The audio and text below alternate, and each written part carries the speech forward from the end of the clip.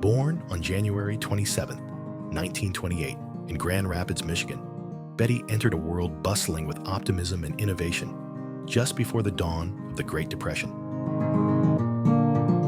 Yet, even amid challenging times, her childhood was marked by resilience and creativity, qualities she would carry throughout her entire life. As the world moved toward recovery and growth, Betty's family relocated to Holland, Michigan, settling in the area now known for Russ's East Restaurant. It was a great place to grow up. In spring, tulips lined the sidewalks in neat rows, and in summer, folks would gather at Centennial Park for music, ice cream, or just the shade of the large elms. This was the rhythm of daily life in the small town, and it was something that Betty would always carry with her.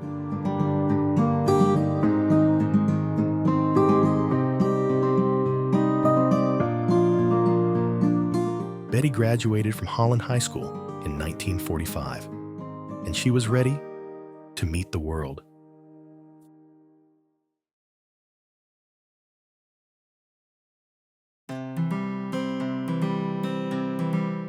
After high school, Betty was initially drawn to nursing. She did training and schooling for about a month. But pretty quickly, she realized that her true calling was caregiving, so she changed her focus. Alongside that nurturing heart, Betty was also an adept seamstress, something she started doing when she was 14. She would pour countless meticulous hours into sewing elegant wedding dresses, traditional Dutch costumes, and dazzling majorette uniforms, each sequin sewn by hand. Her needlework, much loved and admired, would continue throughout her life. Life took a magical turn for Betty around 1946 when Dave and Dot John arranged a blind date for her and Jim Knoll. Their evening began at Russ's Restaurant and unfolded at the Allegan County Fair, sparking a love that would endure a lifetime.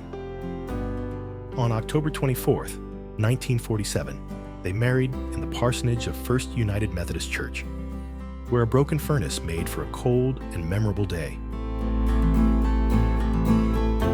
The celebration, coinciding with Hope College's homecoming, serendipitously landed them in the homecoming parade, marking the beginning of their adventure together. Their honeymoon to Ottawa was just the start of what would become 63 years of loving partnership.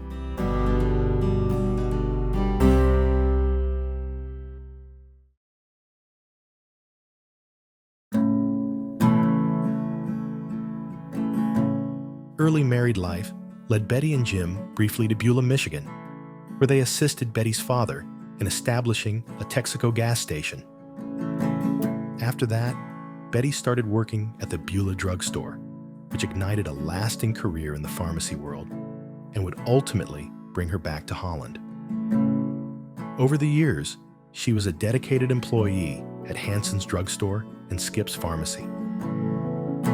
Somehow, she also found time to care for her employer's brother, who was a bachelor.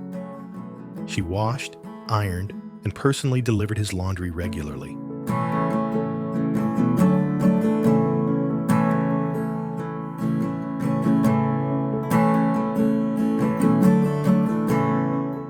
1953, Betty and Jim established their forever home in Holland.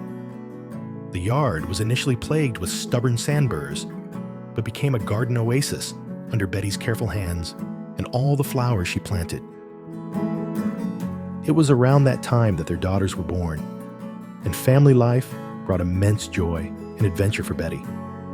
Roxanne was born in 1952 and Kathy in 1955. Memorable trips to Sleeping Bear Dunes, Ludington, and the Traverse City area became cherished traditions, along with fresh peanut butter cookies anytime her sister Vonnie came down to visit.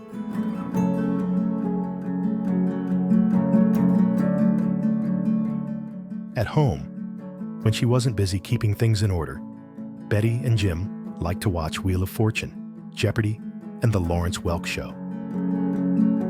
Home was also the center of Betty's rich, intellectual life. She devoured books, as well as the Sentinel and the Grand Rapids Press. She enthusiastically completed crossword and circle-of-word puzzles, and often had an ongoing jigsaw puzzle too.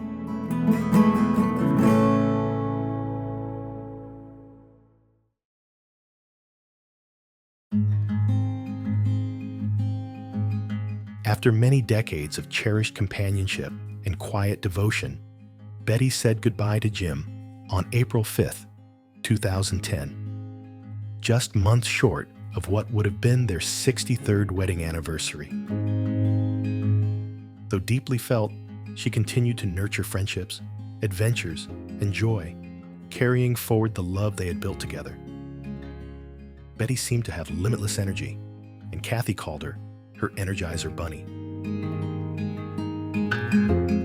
A lifelong, dedicated member of First United Methodist Church since 1939, Betty contributed to countless services and activities there.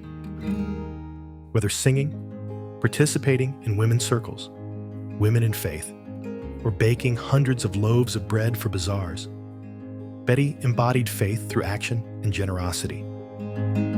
She generously chauffeured neighbors and friends to church, medical appointments, and outings, and anywhere else her assistance was needed. Betty's zest for life never diminished with age. In her 80s, she boldly traveled to Alaska, embracing the thrill of a plane, train, and boat tour. Fearless and full of affection, she enthusiastically greeted the sled dogs with hugs and kisses, much to the surprise and amusement of onlookers. Above all, Betty cherished her family.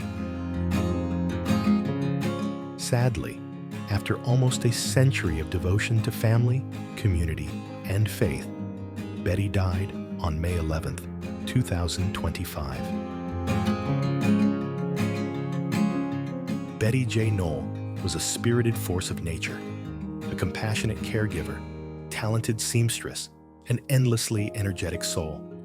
Her boundless energy and loving heart will forever remain a guiding memory and a testament to a life beautifully and fully lived.